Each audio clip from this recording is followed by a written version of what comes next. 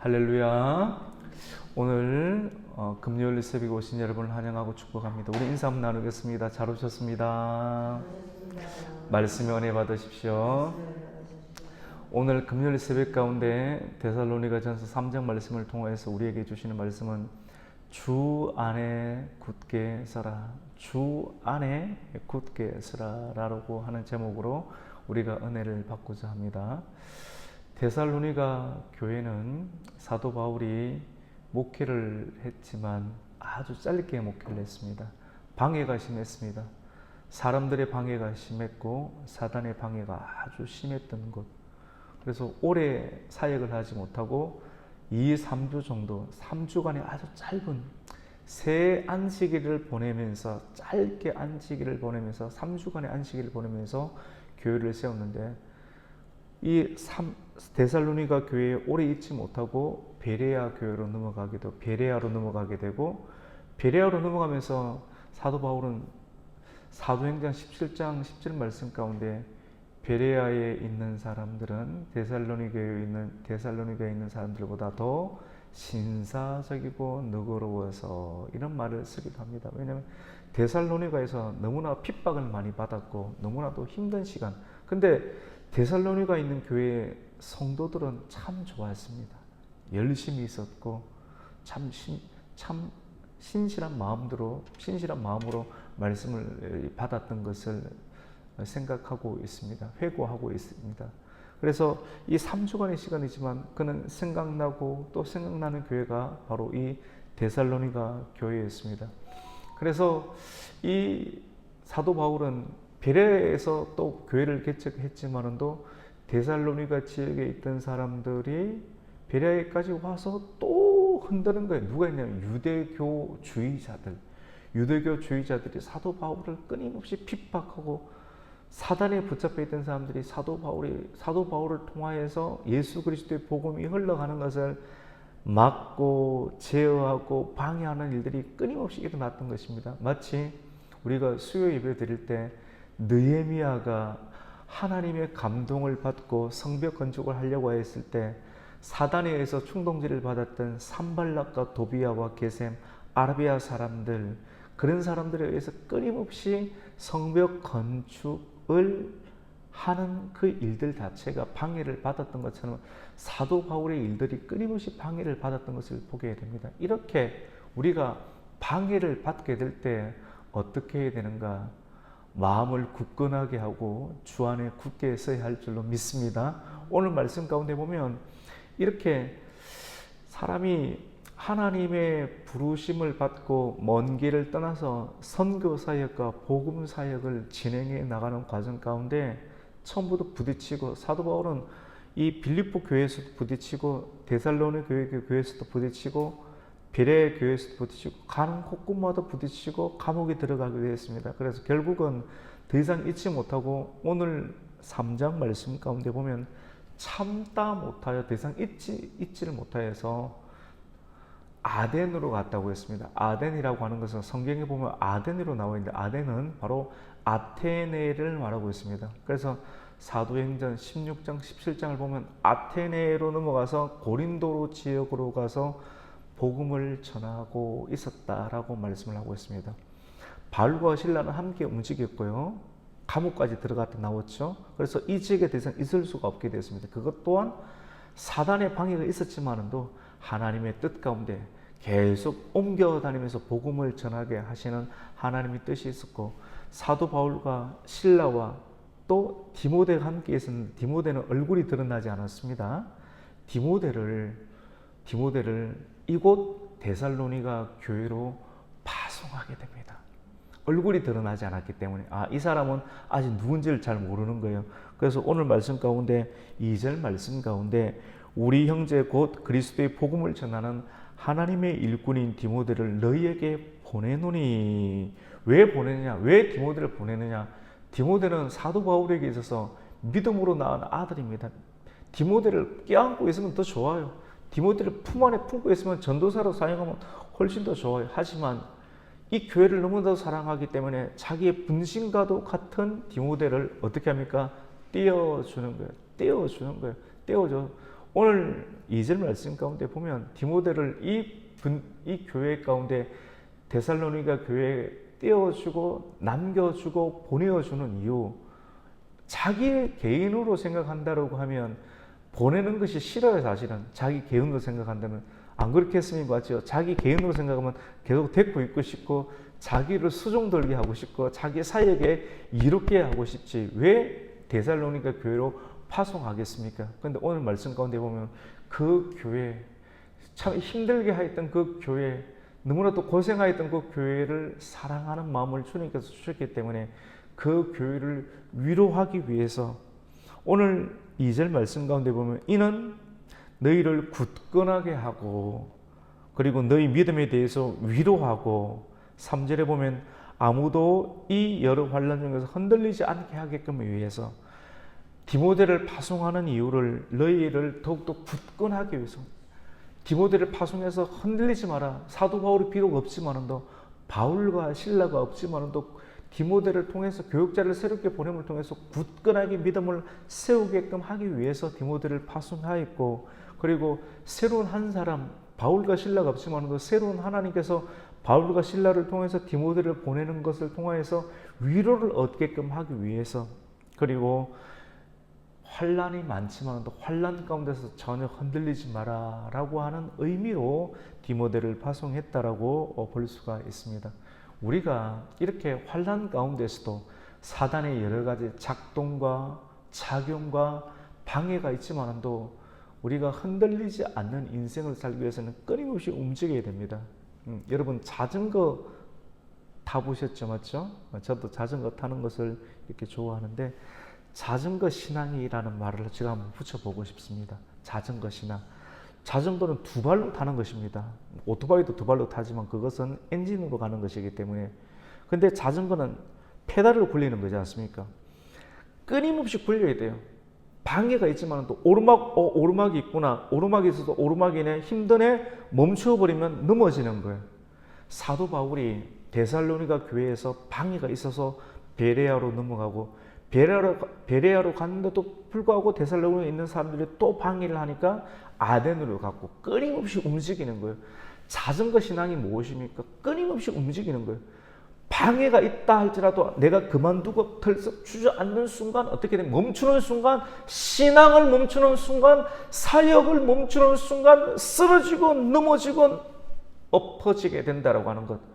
여러분에게 방해가 있습니까? 사단의 방해가 있습니까? 역경이 있습니까? 자전거 신앙 페달질을 계속 하십시오. 사도 바울이 데살로니가 교회에서 방해가 있을 때 아덴으로 넘어가고 아덴에서 고린도로 넘어가고 고린도에서 끊임없이 계속 움직이던 것처럼 어떤 상황 가운데서 사역을 포기하지 않았던 것처럼 끊임없이 신앙의 페달질을 계속 할 수 있는 은혜가 있기를 예수님의 이름으로 축원합니다. 그 말씀이 오늘 본문 가운데 나타나는 신앙의 흐름이라고 볼 수가 있습니다. 우리가 오늘 말씀을 통해서 주 안에 굳건하게 서는 흔들리지 않는 신앙의 소유자가 되기 위해서는 첫 번째로 우리가 끝까지 계속 움직여야 된다. 끝까지 움직여야 된다. 두 번째로는 같이 봅시다. 주 안에 굳건하게 서라. 제가 오늘 제목으로 삼았던 내용입니다. 새벽기도도 제목으로 삼습니다. 그 내용이 오늘 어디에 있느냐? 8절 말씀 가운데 있습니다. 우리 8절을 한번 읽겠습니다. 시작. 그러므로 너희가 주 안에 굳건하게 선적 이제는 살리라. 디모데를 보내었습니다. 디모데를 보내는 이유 살펴보기 위해서 성도들이 과연 잘 믿음에 서 있는지 어떻게 보면 테스트도 하고 시험도 하고 알기 위해서 사도 바울이 아테네가 고린도 옆에 있지 않습니까? 고린도에서 사역을 했을 때 디모데를 보내고 난 다음에 회신이 와야 되는데 회신이 오기까지 불안했어요. 두려워하고 불안하고 떨고 있었습니다. 사역이 제대로 안 됐습니다. 그런데 디모데를 데살로니가 교회에 보내고 나서 디모데로부터 회신이 왔을 때 정말 이 데살로니가 교회 성도들이 사역을 잘하고 있습니다. 믿음이 굳건합디다. 믿음의 역사가 있고 사랑의 수고가 있고 소망의 인내가 있고 그 마게도니아 지역 가운데 교회가 든든히 세워져 가는 그런 역사가 있습니다. 본이 되는 교회가 되고 있습니다. 라고 하는 좋은 믿음의 덕이 믿음의 본이 있다라고 하는 든든히 교회가 없어지지 아니하고 잘 되고 있다라고 하는 그런 회신이 왔을 때 그제서야 비로소 마음에 안정감이 생기고 사도 바울이 고린도 교회 가운데 사역을 집중적으로 할 수 있는 마음이 생겼다라고 하는 것입니다.